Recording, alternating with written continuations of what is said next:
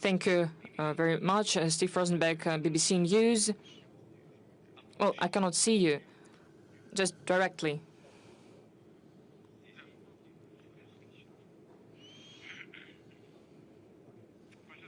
Please. Well, Steve Rosenberg, BBC News, the question about the future of Russia. What is the future that you are planning, that you are building for your country and for your people? As it is now, will it be legal in this future any public being not in accordance publicly with something?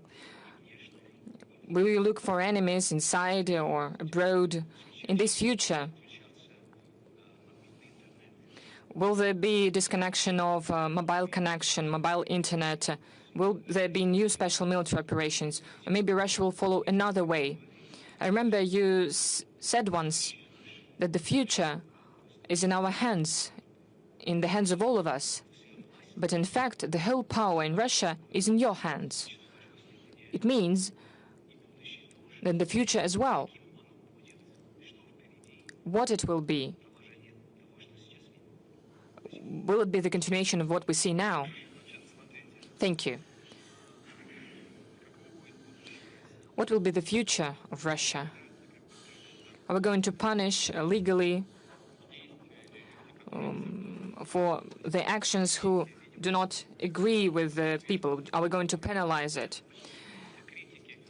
You know, there is a law that is being criticized about foreign agents, distinguished colleague. I would like to draw your attention to the fact that we have not invented it. This law exists in several states. In the US, it was introduced in the 30s of the 20th century. All of these laws, the US law as well, are much harsher.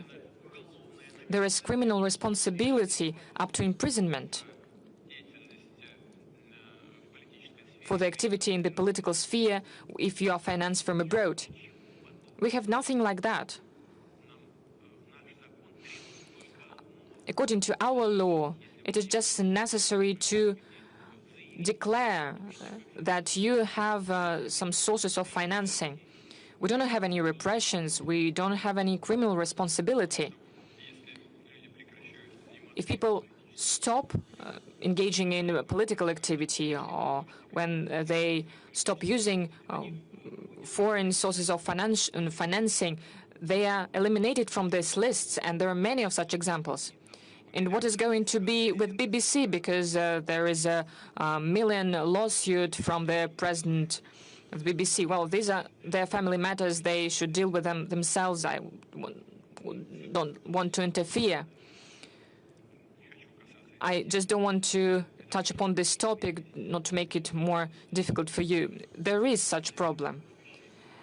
There is a problem of falsification of information, fake news, and I think that President Trump is right. But it's not that important. You asked whether there will be new special military operations. No. There will be no operations if you treat us with respect, if you comply with our interests, respect our interests, as we always try to respect your interests. If you don't try to play dirty tricks with us, like it was with the NATO eastward expansion. You said that there would not be a NATO eastward expansion even by an inch. It was a direct quotation. As it said, as we say, we just neglected our interests in the security. You deceived us, not you personally, but the Western figures created the situation of today with their own hands. And they continue to escalate the situation, speaking all the time that they are preparing for war with Russia. But as far as I know, you live here for many years. But I think you understand it. And those who speak about war with Russia also understand it. Are we truly going to attack Europe? This is nonsense. This is done based on the political reasons. And this is done to create the image of an enemy. They are creating an image of an enemy, and they're making Russia the enemy, to hide the mistakes that were made systemically for leaders, for many Western leaders for several years in economy, in the sphere of social policy. Where is this green agenda when we see new coal plants being opened? Nuclear plants were closed and now they're returning to them. This is a mistake after mistake. And they are trying to make Russia an enemy. They want to distract their people from their own mistakes with the help of the external affairs. And your questions constitute attempts of similar kind. You said that all the power belongs to me and is in my hands. Well, yes, President of Russia is vested with powers and credentials, and the borderlines of this power are clearly enshrined in our fundamental law, Russian constitution. And when legislative decisions are made, I enact this law by signing them, as in any other country. But I cannot tell you with a firm what proportion. Well, probably a big chunk of these laws is initiated by our MPs, deputies, or senators. These are hard facts. Obviously, the President of Russia has a lot of powers, but I believe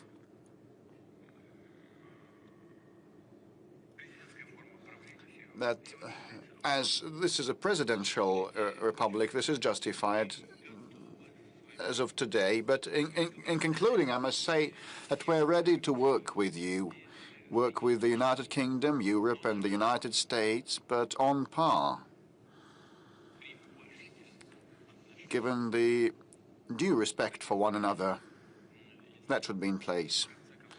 And frankly, incidentally, if we end up there, everybody will benefit. I have already recalled one of the conversations that I witnessed. The former Germany's Chancellor Kohl, back in 1993, he said that the future of Europe, if Europe wanted to be preserved as a standalone civilization center, should be together with Russia. And we are mutually complementary in a natural way, and we must work together and make headway, he said. Otherwise, Europe would disappear. He said, well, look, Russia, despite seeing a slowdown of our economy to 1%, still ranks fourth in terms of GDP size by PPP, following China, US, and India. Russia is number 4. We are followed by Japan and Germany. The United Kingdom that you represent today, unfortunately, ranks 8th or 7th or 9th, probably 7th or 8th on GDP size by PPP. But had we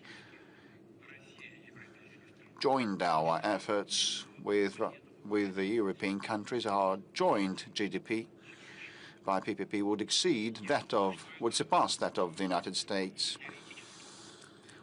Well, this is all theoretic, but it's obvious that complementing one another and joining efforts, we would have flourished. Well, it's you who are waging a war against us, not us. You are waging a war against us with the hands of the Ukrainian neo-Nazis. We're ready to stop that fighting immediately, provided that Russia's security is provided in mid-term and long run, and we're ready to cooperate with you. Well, Steve, I think the audience will agree with me. Lately, we have seen and heard a lot of statements and actions on the part of European politicians that are mind-boggling. Why do you see they display this exorbitant support of the Kyiv regime, and no one has been thinking about the European values, and they've been just supporting the Kyiv for no reason, and they're even ready to pursue a conflict with the U.S. president. Well, this outrageous policy, as you put it, I've just tried to account for that, answering the question by the colleague from BBC. They are trying to cover up their mistakes, to conceal their mistakes. In economy and finance, and they got in a gauge, and so it is very hard for them to move rightwards or leftwards. With respect to a possible conflict with the US president, there is nothing surprising about that, and it's obvious for any observer. The European elites used to support the Democratic Party and Madam Harris during the presidential campaign in the United States, and they were quite brazen in that, quite straightforward. Once President Trump was accused of meddling with elections, but nothing was proved, and all the Congress investigations ended in nothing. However, the political elites of Europe directly interfered, and that was quite blatant and obvious and uncovered. And they now hope that after the midterm elections next year, the political landscape will change a bit, and their traditional allies will be back on track, and they will put more pressure on Donald Trump. This is why they are so insolent in the view of the forthcoming midterm Congress election. With respect to separate political figures, they have been conducting themselves in an aggressive way, an unprofessional way, I think. Let's come back to domestic developments. And one final point with respect to those aggressive statements and declarations. I marvel at them. And I personally know the current NATO Secretary General, the former Prime Minister of the Netherlands. I used to pay a visit to the Netherlands, and he's a smart person, a clever person, a systemic one, and an efficient one. He used to be an efficient Prime Minister, and the economy of the Netherlands is in a good shape, and this is partly his merit. But now he's talking nonsense. Why are you talking this nonsense about a prospective war with Russia? They want to get ready and brace themselves for a war with Russia. Can you just read the new strategy, national security strategy of the United States, and it says that the United States is a key player and the founder and the main sponsor of NATO, and the bulk of the funding comes from the United States, as well as the ordnance and hardware and weapons. So the new U.S. strategy, security strategy,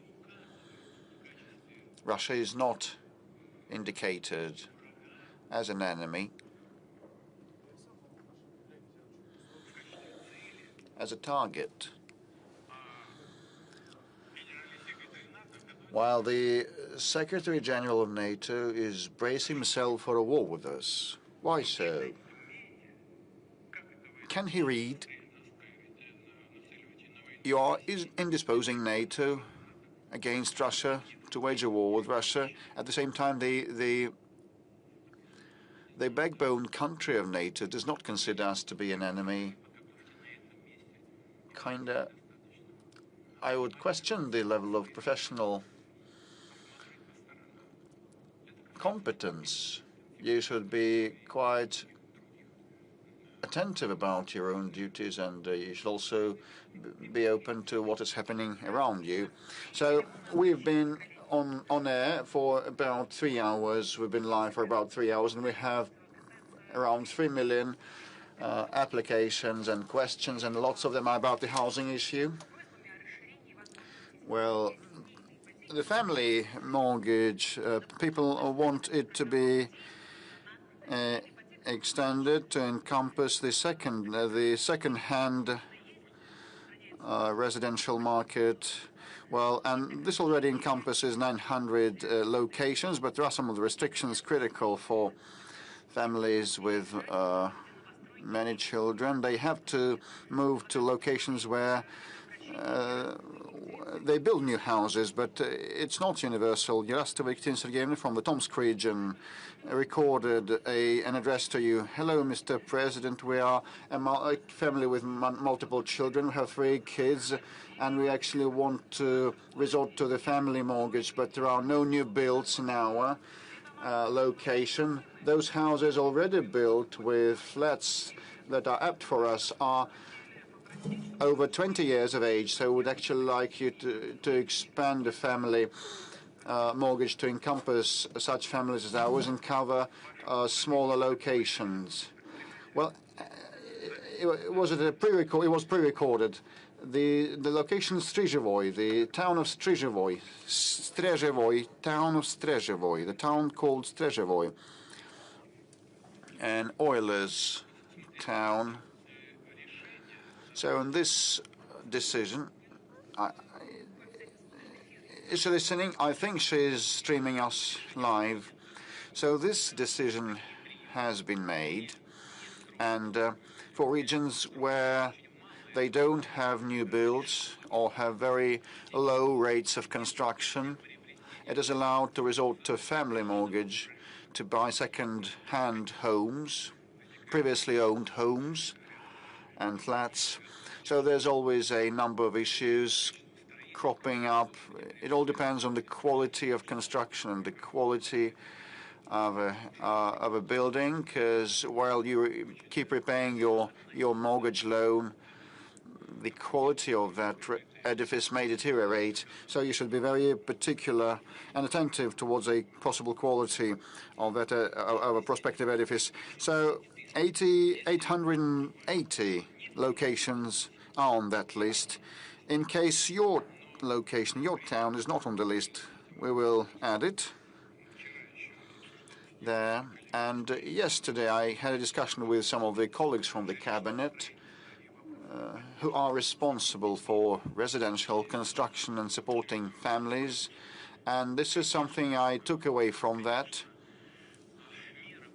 Measures of this kind, when they were taken, were aimed at supporting the families and the construction sector. And the decision was not easy at all. I mean, buying second-hand, previously owned homes with the help of family mortgage loans. Well, it's quite useful for the construction sector in the new build sector. But you know, with respect to the previously owned homes, there's a number of issues still to be ironed out and resolved, so that this support measure benefits not the construction sector but the families. Most importantly, as regards your town, if it's not on the list, we'll put it on the list. During previous call-ins, the deceived unit holders problem was raised and escrow accounts were introduced. The construction company receives all the amount only when the building is commissioned. But actually now it turns out that the developers may receive all the money but not hand out the keys from flats and apartments to the unit holders. This is a video pre-recorded. Good day, we bought a flat in the city of Vsevolozhsk, but I haven't received my keys from that flat because there's always the postponement of the deadline by the construction company. They've been moving that to December 2025. I received this notification in July because of the connections issue. And on the 21st of August, this escrow amount was credited to the construction company's account, and at the same time I received a notification that the building is fully committed, but there is no central heating and no proper electricity supply. And on the 13th of October I received a notification that the commissioning is postponed till April. I believe it's a fraud because I don't have my keys, I cannot move into my flat, and I don't have my money. So one of the few ways to impact the construction companies is to demand a forfeit payment.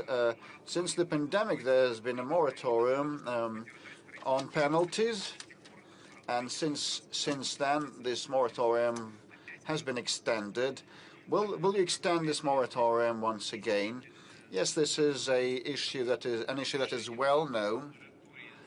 The decision to introduce this moratorium to support the construction sector during the COVID-19 pandemic was taken, and this is still in place with respect to penalties till the end of the year. I think this is sufficient, and I would ask the government not to extend this kind of moratorium. Flats should be handed over on time. There are some of the issues related to the delays in handing out keys from flats. And, sometimes those apartments lack furniture, which is counter to the previously signed contracts, and the connections issue also may be pending. But, I think that this moratorium track should be stopped, and I would ask the government to conclude that, and we need to act systemically so that the construction companies and developers honor their obligations. And definitely we should protect, most importantly, the interests of the people of ours. Another topic about the sports facilities and delays in commissioning. It may be virtually ready, but it will not be commissioned, like the city of Abazar saying that the ice arena in that location is not commissioned, and a local community even helped dig the pit, but of no avail. Another sports facility also is stalled in construction. So actually, for a number of years, the government has been trying to balance our budgets, and we've been repeating the same thing. If a facility, an installation is delayed, is not commissioned, if it's in progress, you should complete that construction first and foremost, not starting a new one. And please submit these data to the government, and we'll actually handle that. And I can see a placard saying, "I want to get married." So it's going to be a different topic, I think. Mr. President, good afternoon, Kirill Bajanov 4th channel, Yekaterinburg Regional TV. Oh, you're dressed up, you're groomed, you're getting ready to go to the registry office and get married. Yes, indeed. And this is not accidental that I have this sign, this placard. I know that my girlfriend is watching this direct line. Olga, will you marry me? Please marry me. I propose to you. I propose to you, darling. It all happened here. So, Mr. President, we would be so glad to see you at our wedding ceremony. And now my question is, Mr. President, it's not accidental that I have this placard, this plate. I will not ask about public utilities or anything else. I'm after support measures for young families. Myself and my fiancée have been together 8 years, and I was born into a family of a priest, and we want to have children, but I cannot afford children. If I borrow a mortgage now to buy a one-room flat in Yekaterinburg, I'll have to pay 50,000 rubles per month for 30 years. Mr. President, is there an opportunity to help and support the young ones so that these amounts of money should not go to banks, but should be invested into our future and our kids? As a young man, 23 years old, I can tell you for sure this is going to be the greatest stimulus that will help push our demographic trends upwards. Well, I can see that you've been with your fiancé for 8 years, so you started dating when you were 15? Oh, that's great. Good for you. You know, in the Caucasus, among the peoples who live there, they've got very good traditions. They marry out their children when they're still in a very tender age. And I think we should all follow the example. You know, I know Ramzan Kadyrov. He's got a big family, many children, many of them are marrying, both young men and young girls. I asked him about that. He said this is tradition in the Caucasus, though that's great. Well, as for your particular case, I've said that there's a whole architecture of support measures that has been set up for families with children. It applies to families of students. I'm not going to recount all the measures because that would take too long. And I've spoken about that. And it's impossible, you know, to wait ad infinitum for material conditions to improve, for you to get education. Well, you can wait forever. It's best not to postpone for too long having children, because this is part of our life, and we've got to go through this life because, you know, giving birth to new generations, and I think you're also a believer, so I would tell you that this is probably the mission entrusted to us by God, and we'll certainly keep up these support measures despite certain tensions related to the need to rebalance the budget. We have still managed to allocate money for family mortgage. And, you know, there are some places, some spots across the country where the mortgage can be drawn out not at 6%, but 2%. And, you know, when you are together with someone you love, it does not mean where you live. It's not going to be, you know, just a small hut. It's got to be a small apartment or a bigger apartment, but in a region where the interest payments on the mortgage are 2%, not 6%. You've got to have a look at all of that. What does your fiancée do? She's starting 3rd year, and I'm graduating from the journalism department. Well, yes, I've just said that there are several measures of support for student families. Just have a look at those. But, you know, when young man thinks you have to buy this and that, you have to live somewhere, there are many issues to be addressed, but best not to postpone such fundamental matter as making family and having children. It's that sector, you know, I see Zvezda. Is it okay, Mr. President? Yeah, sure.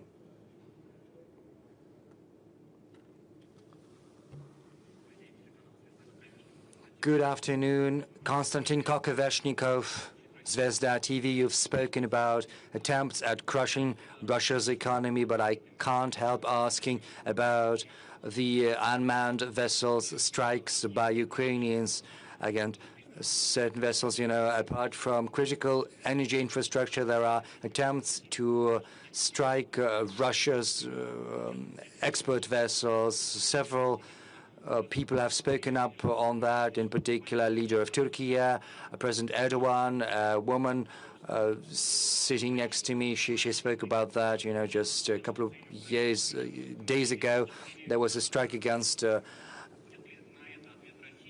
vessel in the Black Sea, in the Mediterranean Sea. There were several victims, several people dead. And should there be a blockade of Kaliningrad region, if that occurs to someone in Europe, what's going to be done? Well, let's start with the last part of your question. Let's hope this will not happen. But if similar threats arise, we will eliminate those threats, and everyone needs to understand that such actions will simply bring about never before seen escalation that would escalate this conflict to an unprecedented level and expand it to a large-scale military conflict. Everyone needs to understand that. As far as strikes against our civilian infrastructure are concerned, you represented a media that deals with the military. You are well aware that these strikes are something we respond to, carrying out strikes that, in terms of their scale and power, are simply far superior to what the Kyiv authorities are doing. But as far as damages are concerned to civilian infrastructure, to non-competence, well, that is something that is deserving of strictest condemnation, and will always respond. We are receiving news that another oil tanker has been attacked in the Mediterranean. Yes, you know, they're pursuing some utilitarian purposes. They want to raise insurance premiums, but this will not bring about the result they are desirous of. This is not going to disrupt the supplies. This would only create additional threats, and Russia is certainly going to respond. Bashkiria, yeah, sure, go ahead.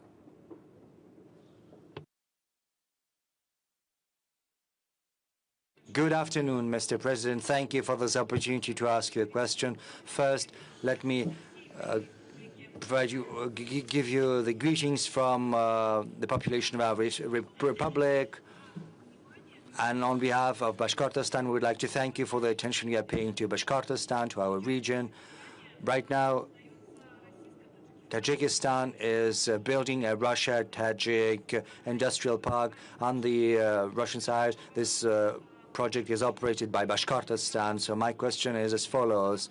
What other friendly nations can give venue to similar projects where Bashkortostan's example can prove to be useful? Thank you. Well, we've been building a similar infrastructure in Egypt for some time. In the Nile area, there's a very good site there. And our colleagues from the Ministry of Trade and Industry and our counterparts in Egypt are paying a great deal of attention to developing this site. I think this is something that should bring about very good and positive economic results both for Russia and for Egypt. There's a number of other projects we're contemplating in other partner nations. Your example will certainly, your experience will certainly be used. I do not know what is the current state of this industrial park in Tajikistan, but I'm confident that given its well-developed technological and industrial base, Bashkortostan is going to play a pivotal role and will achieve all the tasks that are set before themselves. And I'll ask the government to provide you with the requisite support should that prove to be necessary. Yes. Please, well, if there's too much noise, we'll have to bring this to an end because it's not going to be possible to communicate with one another. Kokoshnik. Okay, let's see what this Kokoshnik is about. Well, Kokoshnik is something women wear. Good afternoon, Mr. President. Sorry, I'm very, very nervous. I didn't know I would. You know, there's a young man with this placard which says Kokoshnik, but you are wearing one, so yes, women first. I would like to pick up where my colleague, the 13-year colleague from the first row, has asked. This is about you driving through Moscow without any external size, as it were. So do you think Moscow has been beautified? Has it become better? You know, because many roads are being built. The Moscow diameter has been built. So do you think there are fewer traffic jams? And secondly, what's going to happen to cars in the future? Will we all have to change our cars for Russian-built cars? You know, I've been saving up for foreign brands. I've spent 5 years, and right now, after the utility fee has been introduced, I will have to spend another 5 or 6 years to save some money for a new car. So what do you think? Let's start with the utility fee. Well, let's be upfront what this is about. The increase of the utility fee as well as rising prices. Well, we're certainly talking about strong cars of more than 160 horsepower. The government fully understands that. It mostly concerns citizens with the middle level or very high level of income in big cities, most of all. And it's clear, and we've got to be clear about that right now. This is due to the attempt by the finance ministry to secure another source of income for achieving a very noble, lofty task, that is technological development, technological sovereignty, and it certainly helps our car industry. You said, well, probably foreign cars are becoming increasingly expensive. Probably we should contemplate buying Russian cars. Well, I can't help recommending some Russian car. It would be very strange for me to suggest to you that you should buy something built abroad. But I do hope this measure is not going to stay in effect forever and that the choice our citizens have access to will get wider, either as our incomes grow or as the fiscal burden decreases. Moscow, well, yes, we're all proud of Moscow, and rightly so. Sergei Sobyanin is demonstrating huge results. Well, I think it's 12 million people who live here permanently, plus another 3 million of those who visit Moscow on a regular basis because they work here. So 15 million people, that's what Moscow is home to on a daily basis. And of course, the issue of transport, this is a task that has been addressed in a systemic manner. It applies to underground, to roads, to conjunctions. On the whole, Sobyanin's team is succeeding in addressing the tasks in this field. Of course, there are some issues that still persist, and when I drive across Moscow, I say that, you know, I ride without a motorcade. Well, that doesn't mean that, you know, there is no siren, but sometimes we turn off those sirens before work and after. You know, of course, there's still a huge flow of cars, especially at the center of Moscow. There is a great number of cars driving across Moscow's streets. That means that we should not rest on our laurels. A lot has been done, but we have to keep this issue under constant control. Mr. President, we've spoken about those who are suffering from diabetes. Since there's no communication, it's impossible to surveil the level of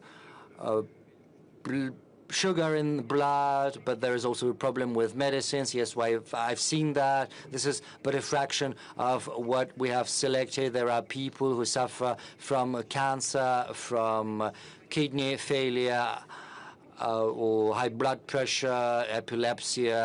So this is not the exhaustive list. Dmitry Otstovnik from Sverdlovsk region.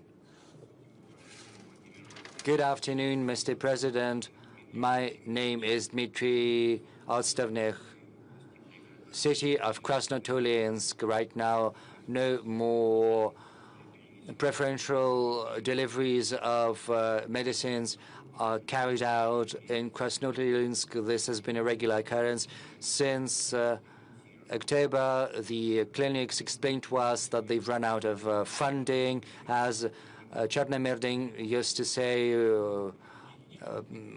there's never been anything like this before, and there we are again. So I'd like to ask you to give instructions to the officials to provide our citizens with medicines under the special preferential program. Yes, indeed, there are many messages like that. I read them before coming here yesterday and the day before yesterday, and I spoke to the government and to the relevant ministries, and it assured me that everything that is within the remit of the federal ministries and the medical insurance system, well, all of the funds have been wired to the regions. There have been no delays whatsoever, whereas you're asking me this question, and I've certainly seen similar messages. Dmitry Peskov has given me a whole pile of such things. So this is about how this is organized on the ground in the regions of Russia. This is about the logistics. This is about timely decisions that are required to enter into contracts on the delivery and on the distribution of these medicines throughout the networks of pharmacies. But I can promise you that we will have a look into what is happening over there in Krasnotulinsk. I do hope this issue is going to be fixed. But on the whole, there are also concerns that state-run pharmacies are shutting down, and this is a source of concern. And that means that medicines at lower prices, at subsidized prices, are not being available. But I can tell you that even in private pharmacies, there have to be subsidized medicines available, and they have to be available at fixed prices. And this is very important. I would like to ask the competent units of the healthcare ministry to follow that closely and to keep tabs on that. Moreover, we have to pay greater attention to developing pharmacy networks through the so-called mobile pharmacies. This is a practice that is becoming increasingly widespread across the provinces. There are also other spots where certain medicines can be made available and can be sold. This solves part of the problem. And of course, we can do that through the post of Russia. So on the whole, we have an understanding of how to address these issues. But we have to do that, translate those theories into practice, and in your particular case, I think we will be able to fix that pretty quickly. Let's work with the audience.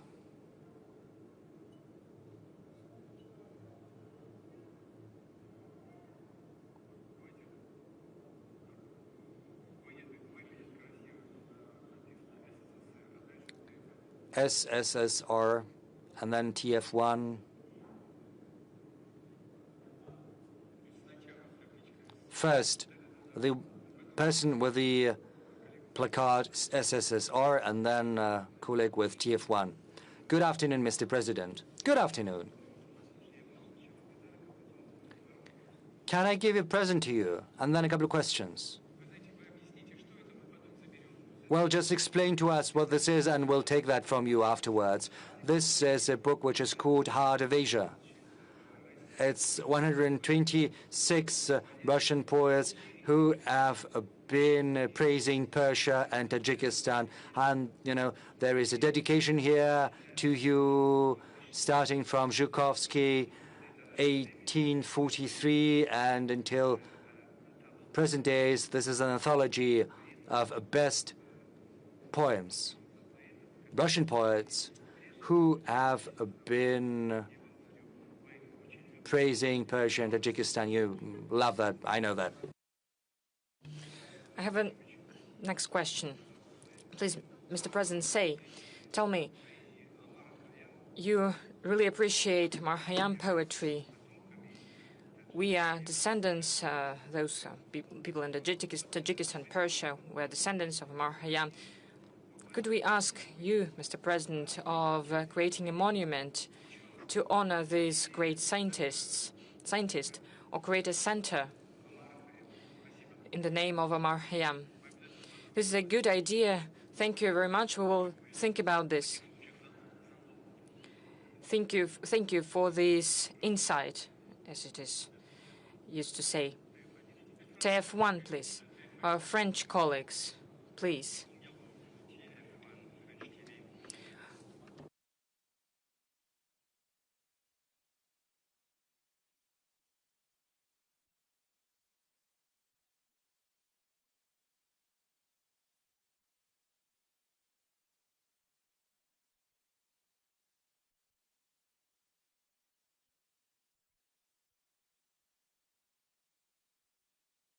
Please, could you repeat the name of the person?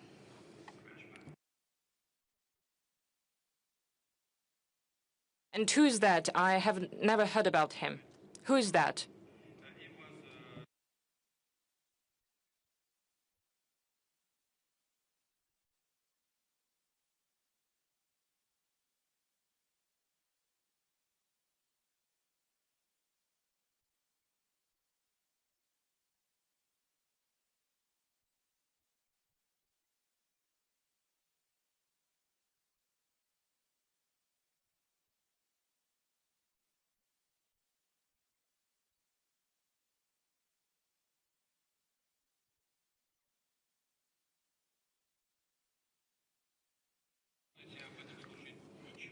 You know, I know nothing about this case. This is the first time I hear it, but I promise you that I will try to find out information about this, and if there is any chance to solve this issue in a positive way.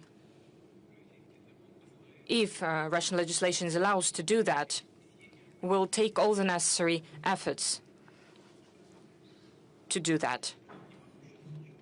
But I cannot give you any specifics because I don't know anything about this, but I will get information about this, and I promise you that. Please, let's continue. I hear someone with a mobile screen. Please, introduce yourself. Hello, Mr. President. My name is Valentin Petukhov. I'm a techno-blogger. I am speaking to my audience for 15 years about Russian and foreign technologies. I represent many people because many people follow my networks. We're working actively on input substitution, the creation of the technological sovereignty of our country. One of the most meaningful events this year was the National was the introduction of national Max messenger.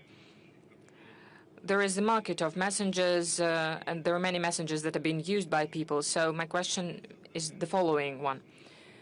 The creation of the national messenger, was that important and was that necessary? Can Max messenger truly be competitive comparing to other messengers? And what do you think about such competitions? As a blogger, I would like to ask you to follow my channel in Max on technologies. I know that you know a lot in this topic, and I have remembered that today is my father's birthday, the 19th of December. I would like to use this opportunity to congratulate all the people that have a birthday today. There are hundreds of people, and we echo your congratulations to your father.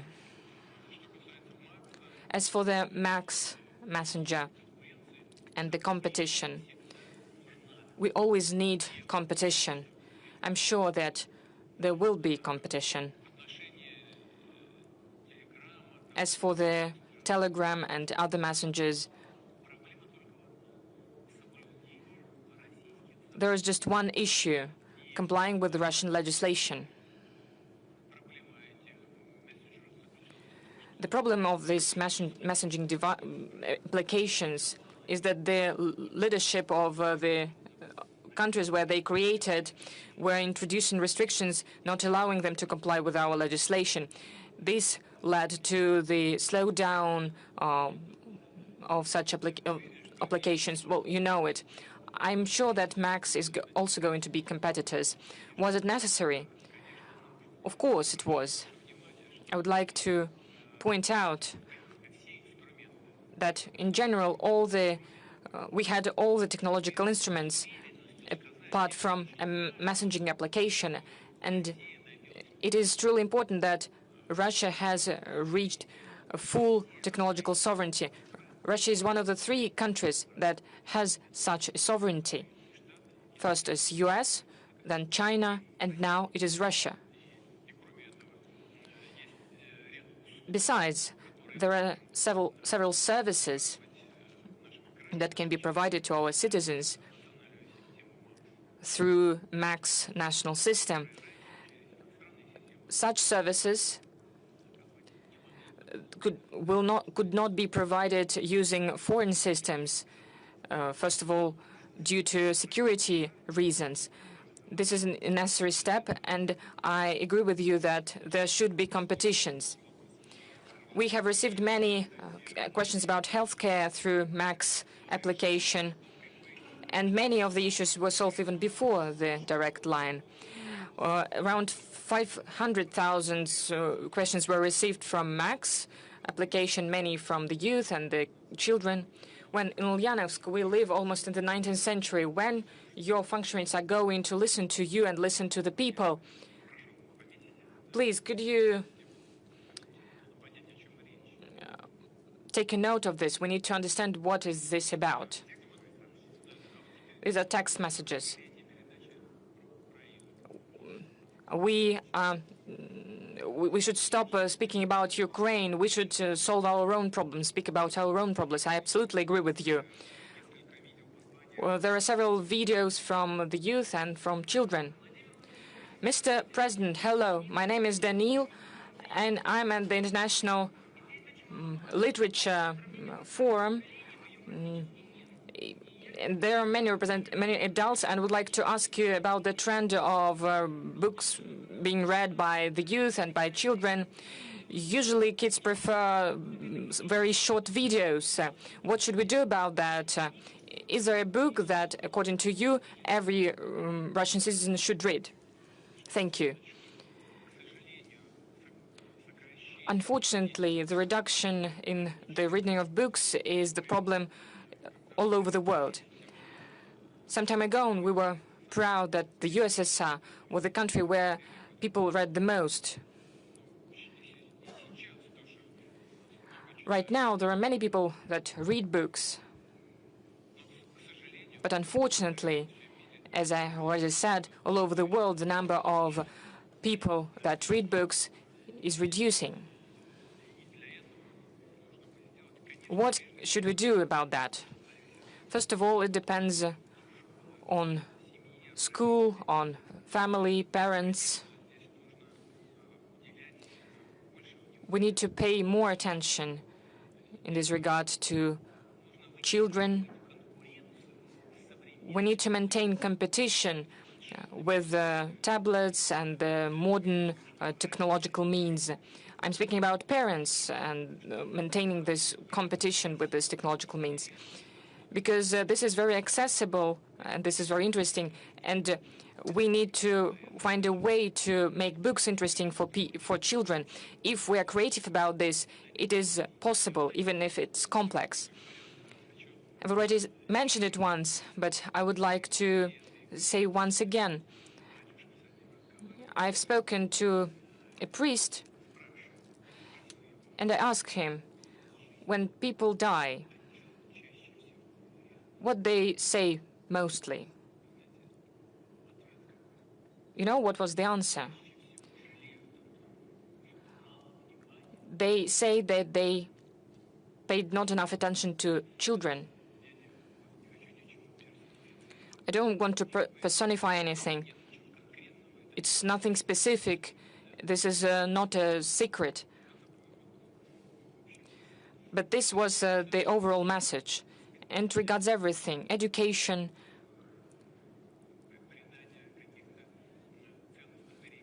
providing some guiding principles, values. This young boy asked me about a book that everyone should read. Well, the world literature, Russian literature, classics, modern literature.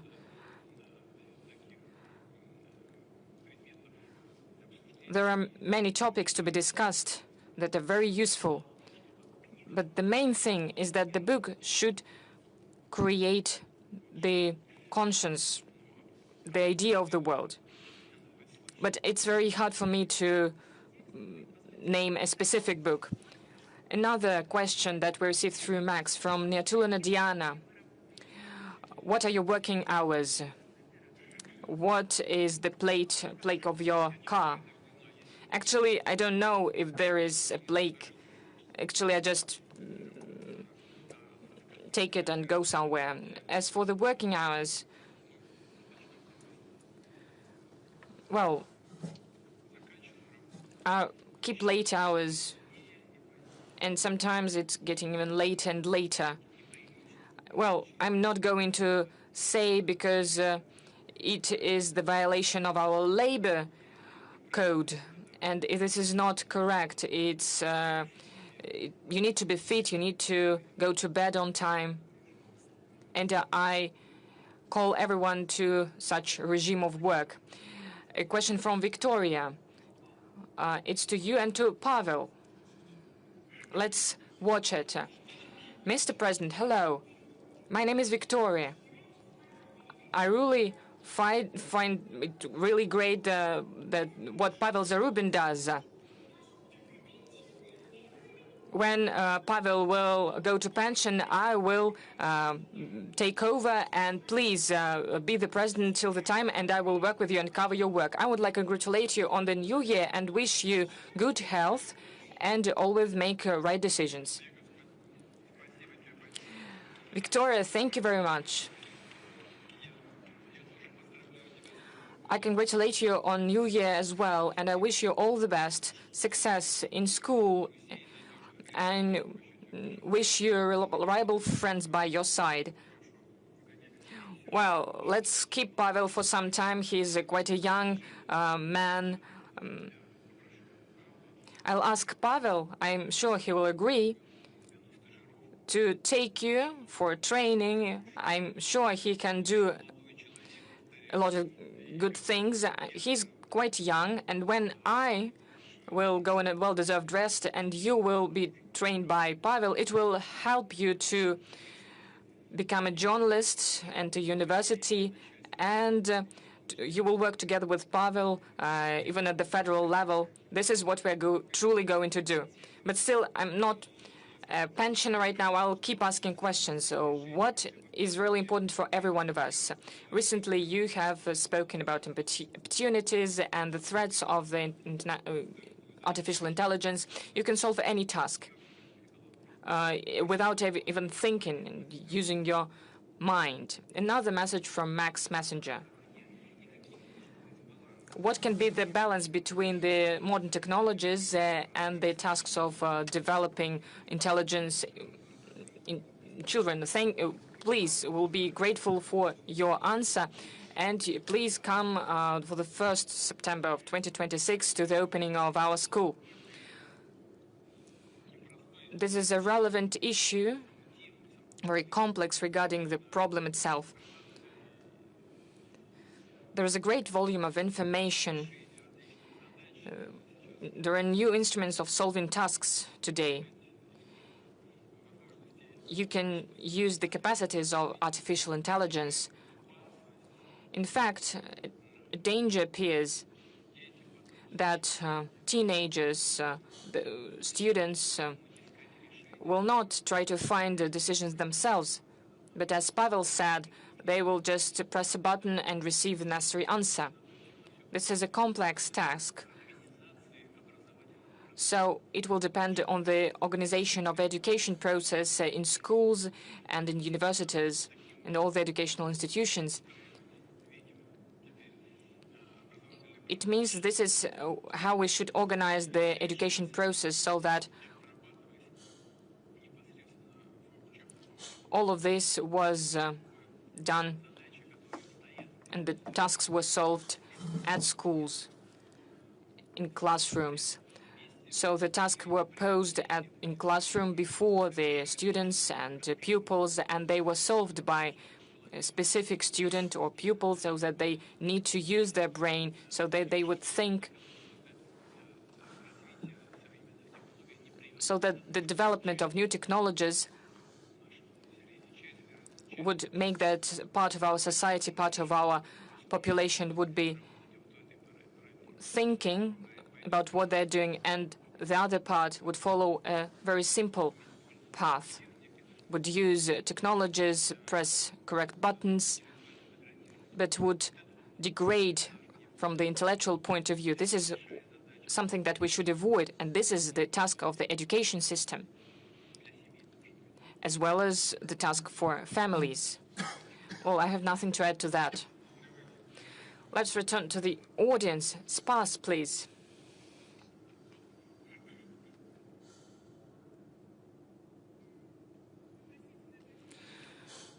Well, forgive me, but it's very important for us. Spas TV channel, thank you for recognizing the Satanist movement as an extremist one.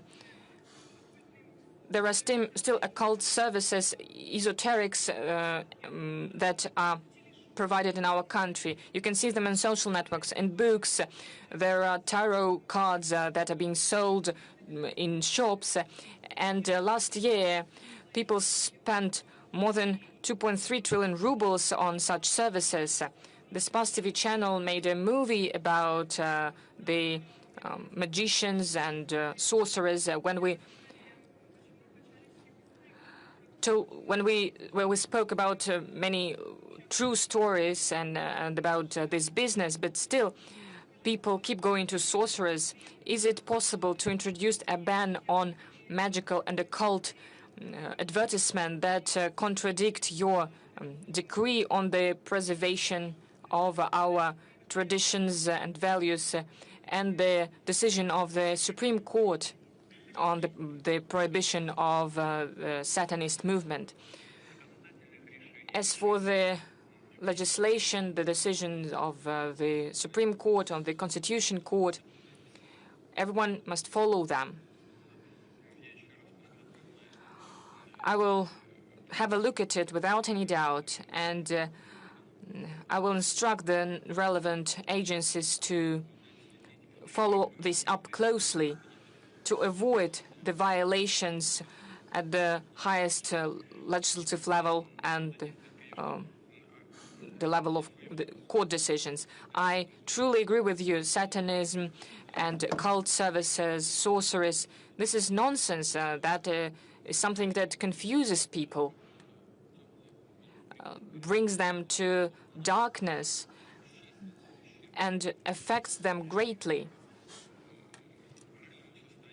affects their psyche, their morale, and we need to fight against it, but do it carefully without violating human rights. Your colleagues have mentioned it as well. We shouldn't be excessive about these restrictions. We need an analysis and timely decisions.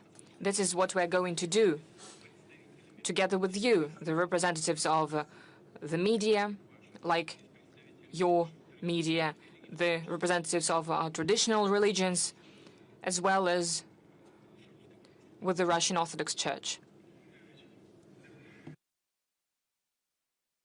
We haven't taken lots of questions from this sector. I can see auto radio. Nadezhda Rumentseva, auto radio. Mr. Putin, a question to you. It's considered to believe that the generation of 90s was lost for the nation. What about the current generation? Do you feel the support coming from the young ones? You know, I cannot agree with the statement that this was a lost generation for this country. You know, the issue of fathers and sons is an eternal one, and you know the well-known novel by Turgenev titled Sons and Fathers, Fathers and Sons, and at all times everybody keeps saying that, well, when we were young and in our days, in the days of our youth, things were different, etc.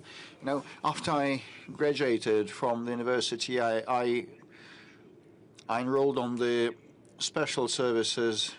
I was recruited by special services, and I joined the external intelligence service of the USSR. So the verification of the aptness of recruits, whether they were able to work in an intelligence service. One of the tests there was putting people in dangerous, risky situations, stressful situations, so that they can manifest themselves. Well, in a critical situation, people manifest and show their true worth and face. And now we live in the context of a special military operation. We have 700,000 people in the fighting area, mostly young ones. Many of them are from that generation of 1990s. How are they showing their face and showing themselves? Naran, have you an idea about how these young ones show themselves? Pass the mic. Well, these are the children of 1990s, and they're heroes. They are the backbone, and you can take them as a model. So this is the answer with respect to the young generation. Yesterday we analyzed the huge array of inputs that we received in the view to the call-in, and lots of questions were submitted by young ones, which means that they are more active. They have a more active position than previous generations. And I can see a person in a grey sweater. You don't have any note or sign. Good afternoon. Andrei Belov, Ulyanovsk, Media 73.RU. The question is about transportation, aviation and public transport. Next year, Aviastar factory turns 50 years. It turned out AN-124 Ruslan jumbo jets. and now it works on a new contemporary make of airplane. Do we need actually, to your mind, a modern cargo aircraft similar to Ruslan? And the second part of my question is about the public transport. For Ulyanovsk, it's a huge problem, and we discussed this issue with Governor Ruskich. Will there be any specific support for Ulyanovsk's public transport system and its procurement with the help of the federal government? And actually, we have a program in place to provide for the procurement of public transport for different regions. And that was always viewed also inter alia as a way of supporting our automobile industry. As regards Ulyanovsk, we'll discuss that with the governor. Discussing what the most acute things are. I cannot answer this question right now, but we will discuss that with the governor, rest assured, and if need be, we will provide necessary support. As regards Aviastar aircraft construction factory, this is a very relevant and acute issue, quite important for us, and we have a very good and long-standing tradition of aircraft construction, both in the military sector and civilian aircraft. Well, historically, our civil aviation and aircraft manufacturing was always a follow-up to the defense hardware and defense equipment and aircraft. And the performance of these aircraft is different, and the consumption of fuel, etc., their parameters differ, but we always took pride in our Tupolev, Yakovlev, and Ilyushin makes.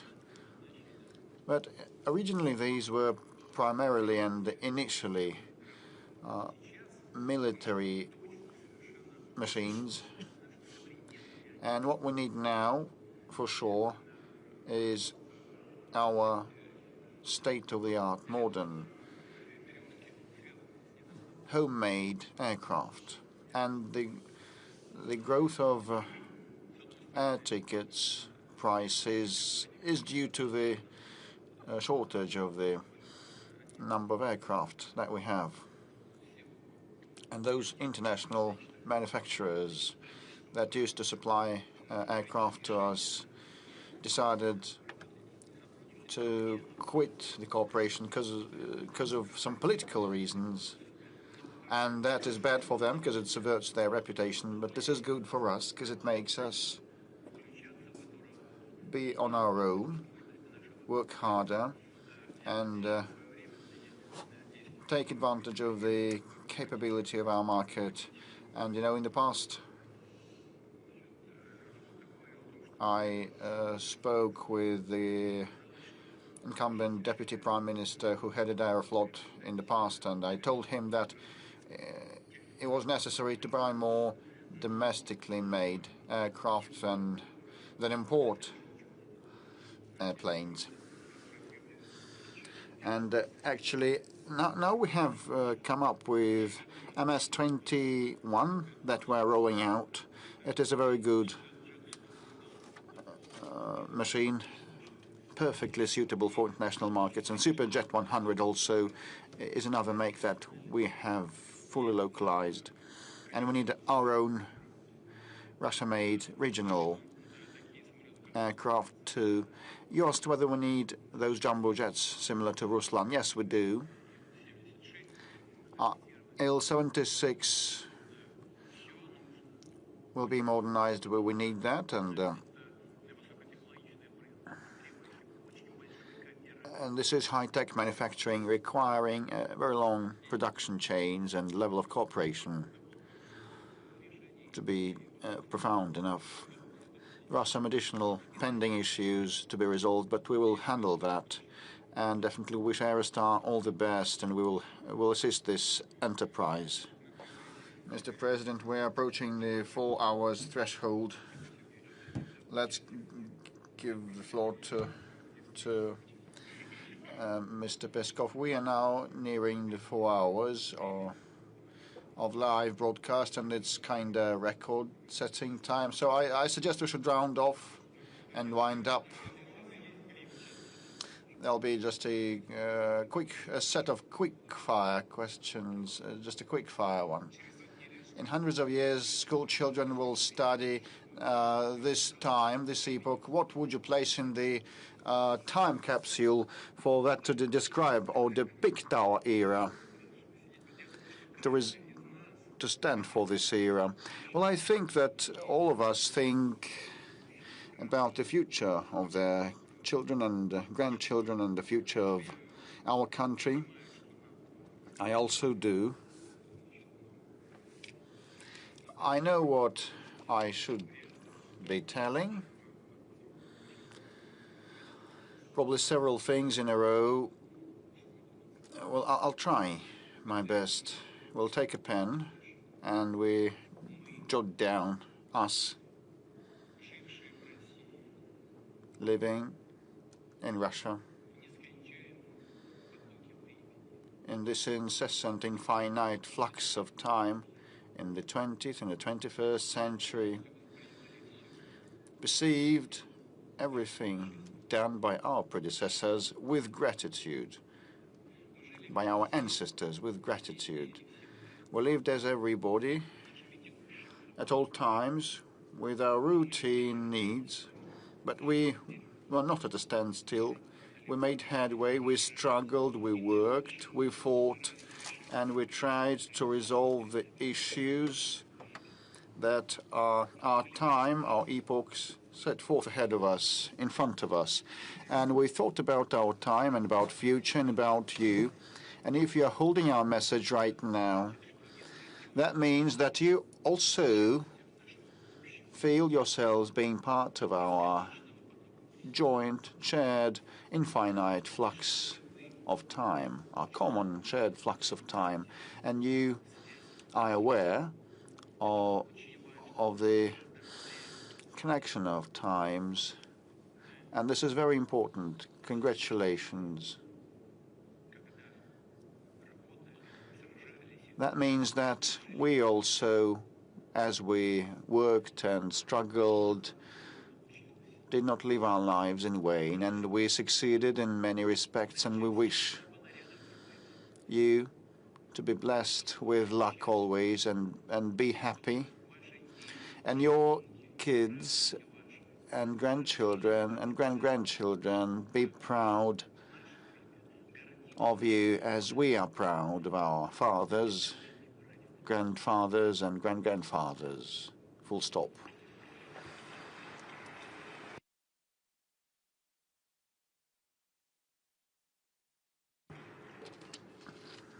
Mr. President, are you collecting information or material for future memoirs, as other world leaders know? I just think that one should keep working, because memoirs would assess those who write them. But if people consider it appropriate, let them assess me and my work and the work of my team and all the people that are behind me. You've been telling about the achievements of the country. What about your personal achievements? My personal achievements are inseparable from the achievements of this country. This is what I live by. I work day and night. Have you ever, once in a lifetime, sent a message via messenger? Have you done a video circle and sent it to your nearest and dearest? No, never. So I saw your flat at Kremlin. It's quite bad. An empty fridge, just one Razhenka dairy drink. Where is coziness? You know, all that was designed by the previous head of operations unit, under President Yeltsin, and no repair has happened since. Actually, I think, well, we should ask Mr. Borodin. That was done under the standards of maintenance and operations. So that was designed to provide opportunity for rest and recreation in the daytime. I doubt President Yeltsin spent nights there, but I live there. This is just the coincidence of circumstances. I'm satisfied with everything. This is first thing, and secondly, comfort and coziness are created by people. So when my family members appear there, I just feel cozy. Do you have any professional deformations or distortions, professional distortions? Well, yes, as any other man, fully submerged in the work. Which moment or development of this year you memorize in the first place, and which would you like to forget? Well, with respect to which I memorize in the first place and recall in the first place, it is very hard to say, but I think that the New Year that we celebrated last time happened 2 to 3 weeks ago, and this is not an overstatement. Everything is so compressed, and we have had many positive developments since then, and at the Defense Ministry college meeting, I spoke about the development of our armed forces that have become the most combat efficient in the world, given the advances in the strategic arms that we have had. And these are major landmarks in the life of our country, not the armed forces alone. And we have been able to preserve the resilience of our economy, and many decisions were made to this effect. And these are positive developments, without a doubt.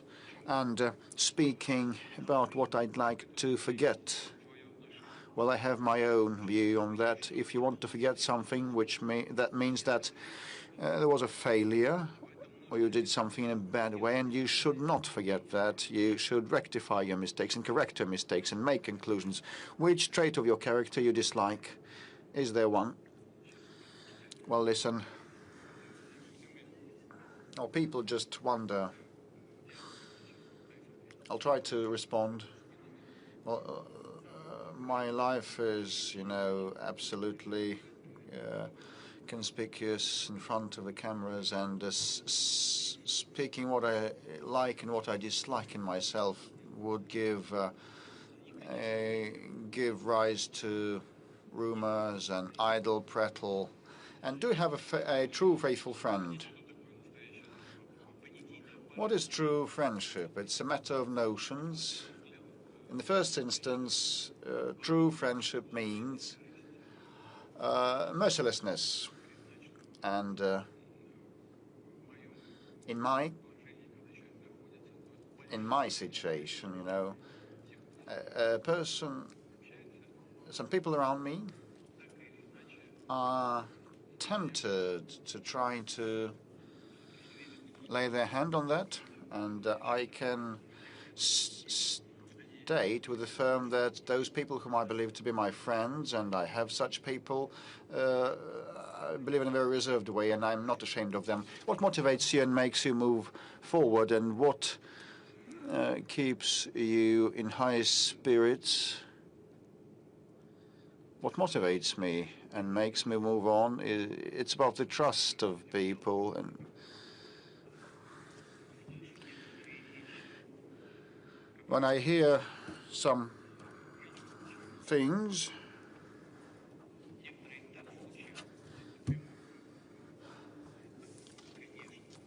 well, some of the things sound in a jarring way, and others are inspiring, and they are motivating.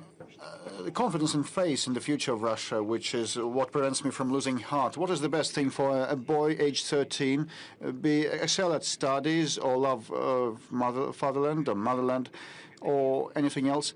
Well, he should love his mother, first of all. And this is not an irony. I once again would turn to Naran. He needn't speak up.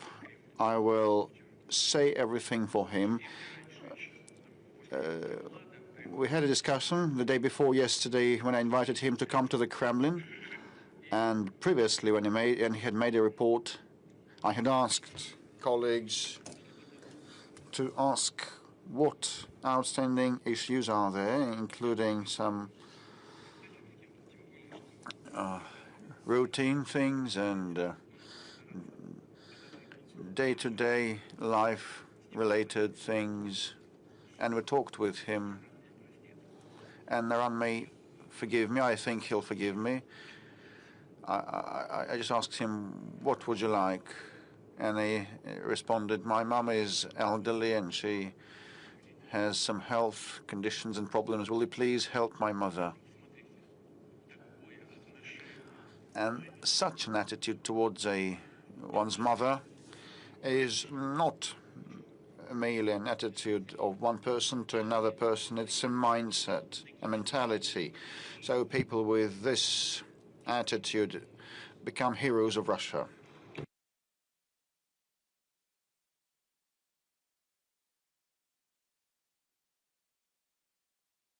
And what about love at first sight? Does such a thing exist?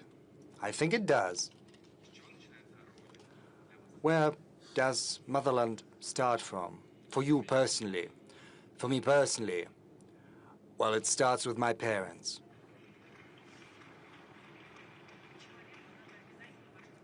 Man certainly needs to believe in something. What do you believe in? And God Almighty, who is with us, and who'll never forsake Russia. The number of messages has exceeded 3 million, which is unprecedented. So the last question. What will Russia look like in 200 years? Will it exist even? Well, 200 years. Well, I don't know how it happened, but you've asked me to project a message hundreds of years into the future, which is very hard to forecast because given the growing technological component, given the increased influence of AI, given our accomplishments in genetics and biotechnologies, it's impossible to forecast how human consciousness is going to evolve, whether borders will be there in future, hundreds of years hence. So it's kind of a message from us to our descendants. Well, I try to do that based on how things stand right now, but as for what is going to happen in 200, 200 years ago, well, 200 years, that's not that long because the Bolshoi Theater is celebrating its 250th anniversary. So for Russia, 200 years is not that big of a time stretch. I'm hopeful that the country will be highly educated. And this high level of education of our citizens is going to serve as a foundation for high technological development. With the help of these technologies, the country will be capable to address all the tasks in front of us, be that in economy, in healthcare, social policies.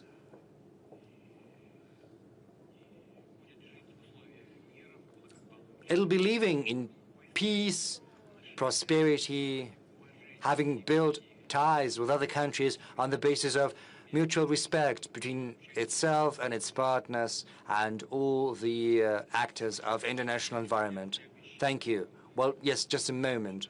I promise this is not the end. Well, please, please. No noise, please. Let's go sector by sector. Ichu, what's that? What's that about? Mr. President, my name is Anna Rigin. I'm from Yakutia. Ichu is translated from Yakutian as it's cold. We know that Yakutia is a cold place, but we have very warm hearts, and you know that better than anyone.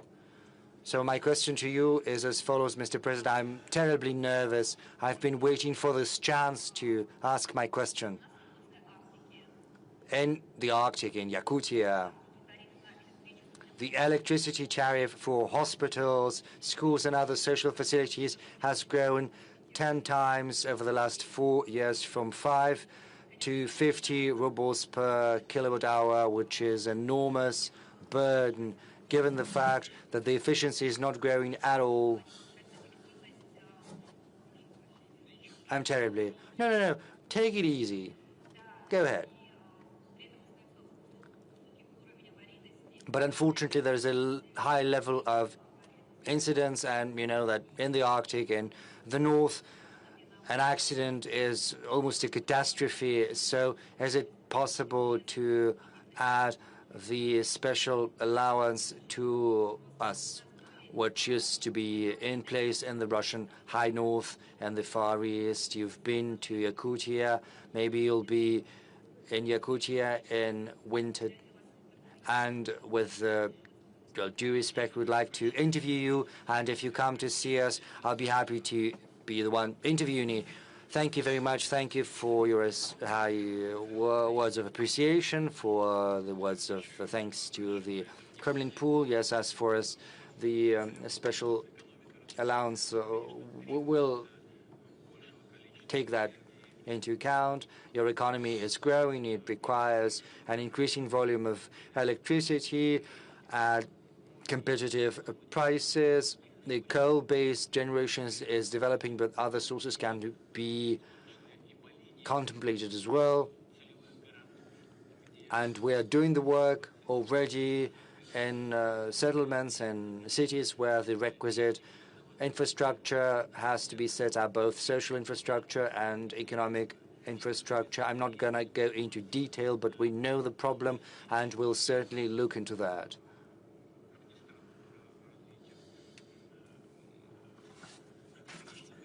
We'll work on green sources of energy without forgetting, however,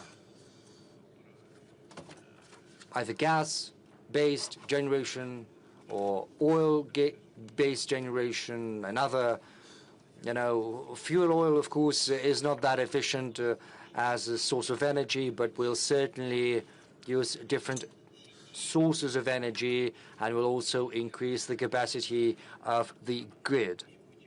We'll certainly keep Yakutia in mind, because Yakutia is the treasure trove of mineral wealth, which still waits its hour to be extracted.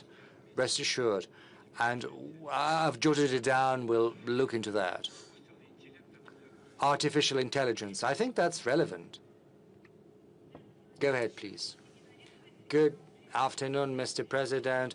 360 TV channel, Regina Orekova. You've spoken about AI today, and you said it will not allow Russia's dependence on foreign neural networks. Does it mean that ChatGPT and other foreign neural networks are going to be prohibited? Is there going to be a special type of regulation in the field? And second question, if you'll allow that, you said that love at first sight exists.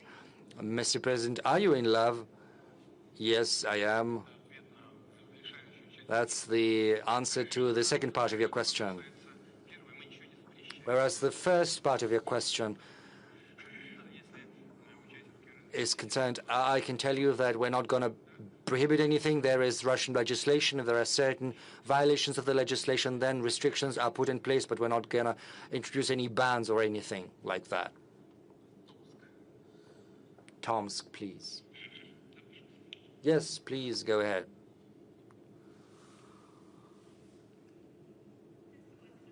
Mr. President, good afternoon. Tomskaya Vremya, Gulnara, Motibareva.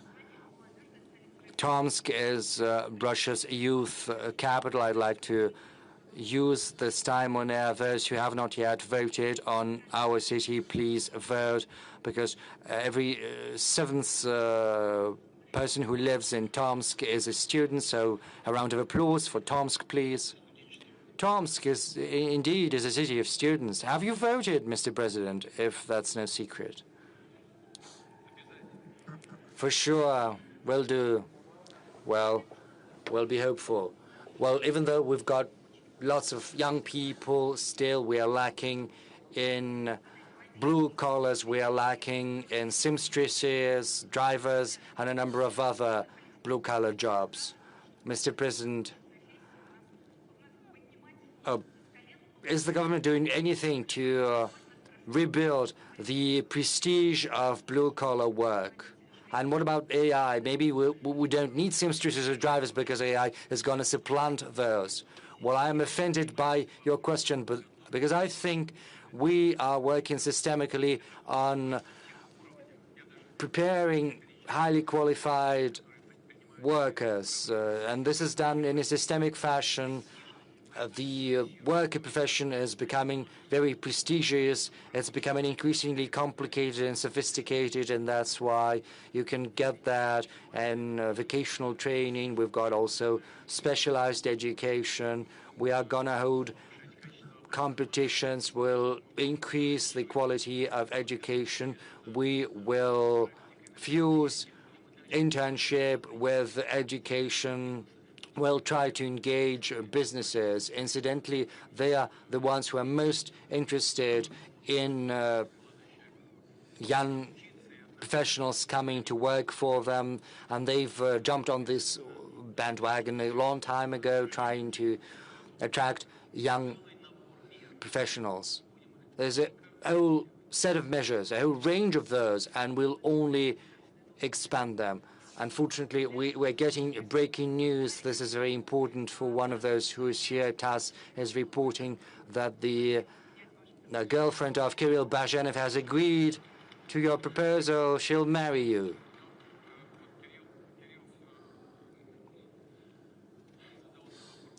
Well, Kirill has been asking the question about the material component of life. Well, of course, it's important. It's the right thing to do for the gentleman. He is the one who's supposed to contribute to addressing these material. Well, you know, we'll take a hat and we'll do some collection, well, at least for your wedding. Another Ukraine. There's another question. Yes, we've covered Ukraine, but we have not yet covered another Ukraine. Good afternoon, Mr. Ukraine. Network media, another Ukraine. This is a network movement. Of course, my question is about Ukraine because it applies directly to our motherland, Russia. Trump has said that Zelensky is using war in order to avoid holding elections. And in response to that, Zelensky said he is ready to hold elections in 60 or 90 days, which is cynical lies, because Zelensky has destroyed his country. He decided to choose arbitrariness and violence over democracy. Mr. President, you said that a referendum has to be held on de jure recognition of new territories in Ukraine as per Ukrainian constitution. How can a referendum be held in a country where a gang has usurped the power, destroying democracy and everything else? Because for a referendum to be held, first constitutional order has to be re-established, the ban on 18 parties has to be lifted, a law has to be introduced on on stopping the prosecution of those who spoke against the coup d'etat, because the amnesty was adopted after 2014, which basically pardoned those who were the ones initiating the coup d'etat and even the violence they employed for their own self-interest. Electoral law has to be re-established as well, because half of Ukrainian population has fled from Zelensky. That's 18 million people, according to the estimates. Where are they supposed to vote? Sanctions have to be lifted against Ukrainian citizens, and the revocation of citizens against those who did not agree to the neo-Nazi policy pursued by the regime. Media have to resume their activity after having been banned before.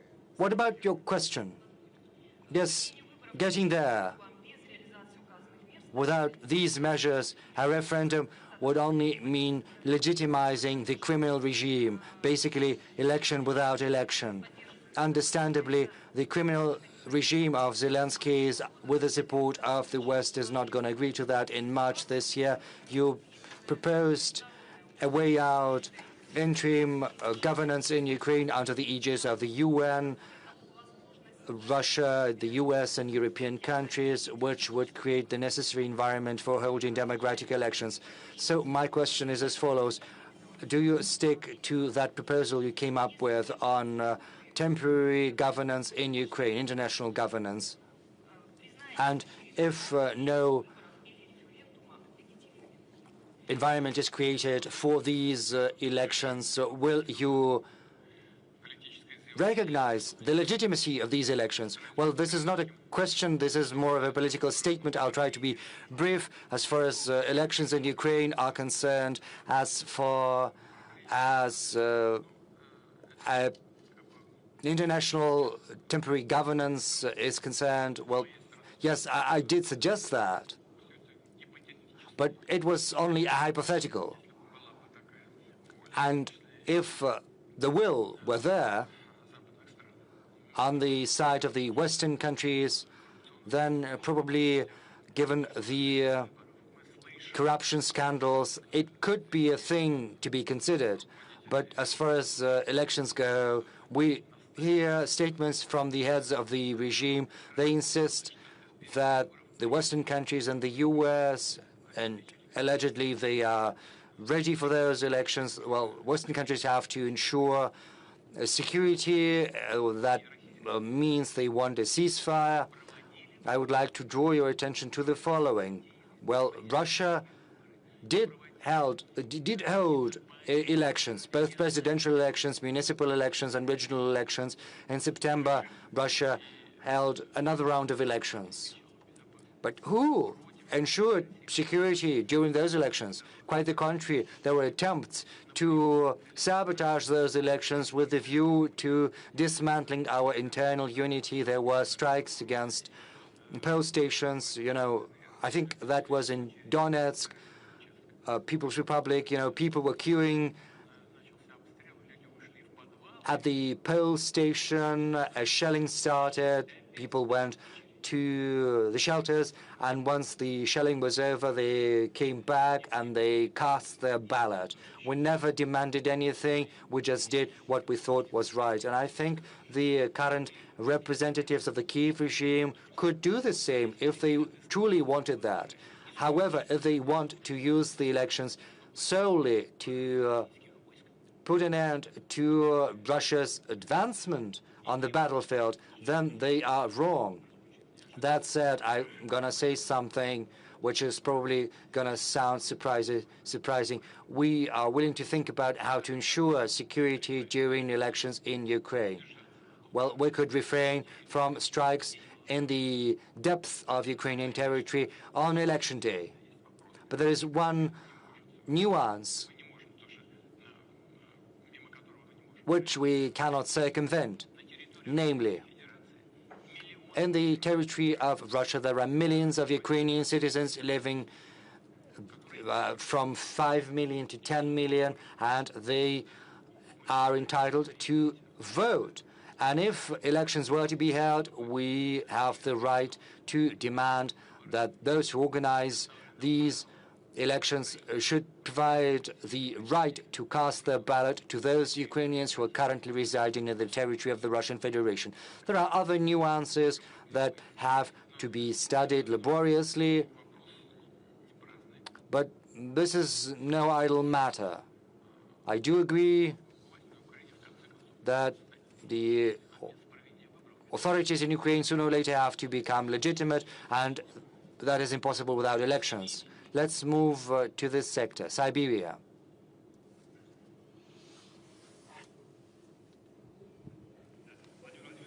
Mr. President, good afternoon. Hi, my name is Denis Shaluta. I'm a blogger from Siberia. I've got a TG channel. I cover social, economic news and the development of Siberia.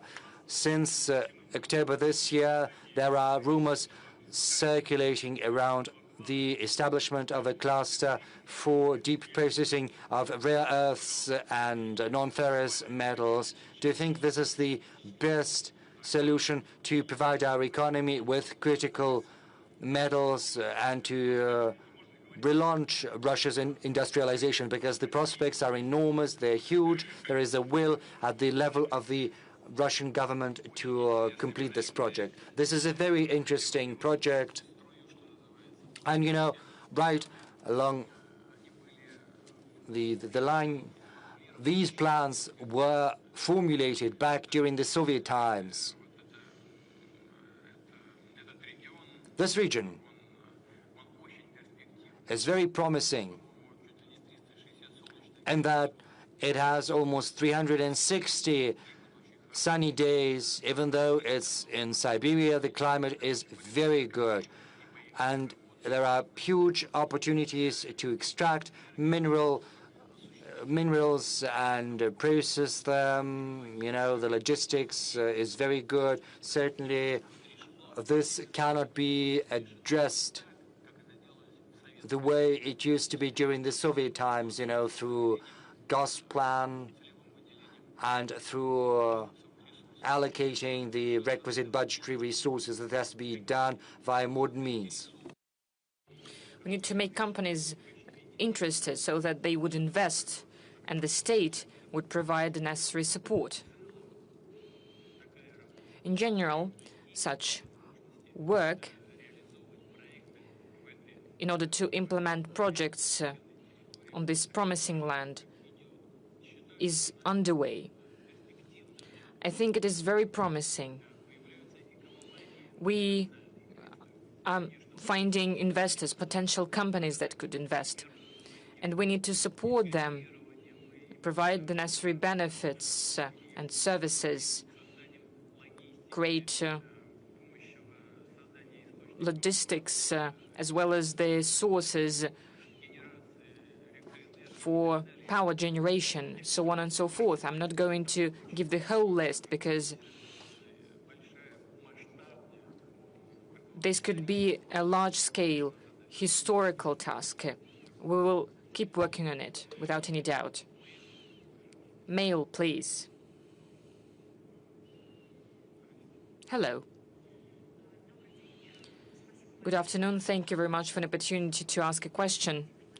Mr. President, you have said repeatedly, you've reminded that the Russian culture is the backbone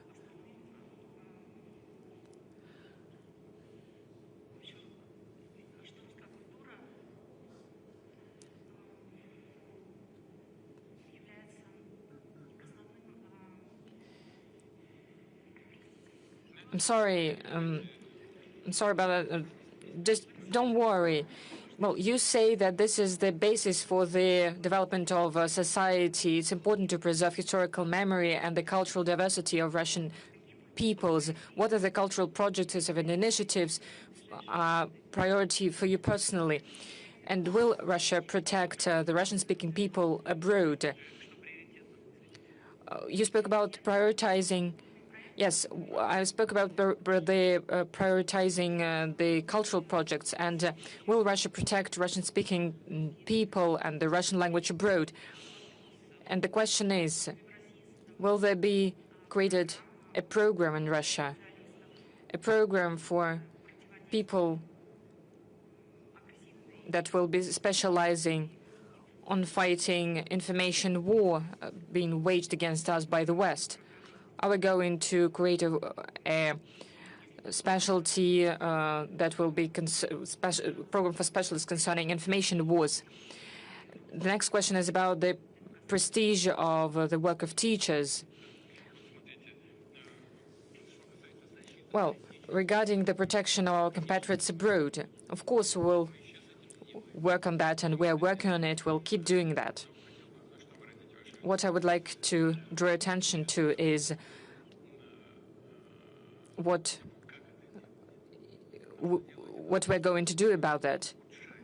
We need to do everything not to make the situation of our compatriots even worse, so we need to be very careful without using aggressive means. As for training information wars experts, well, it's not really combinable. As for the war experts, we have such. We'll keep training them, given that this is the part of improving armed forces. As for the work with the compatriots in total, this work is underway. We'll continue it.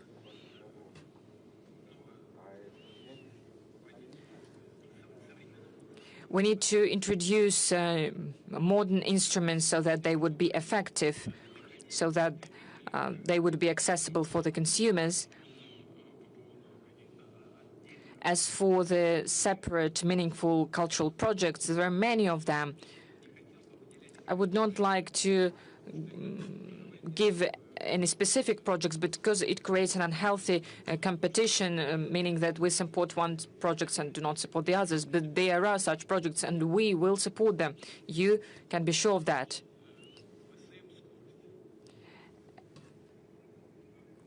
Vesiam Skorist, please.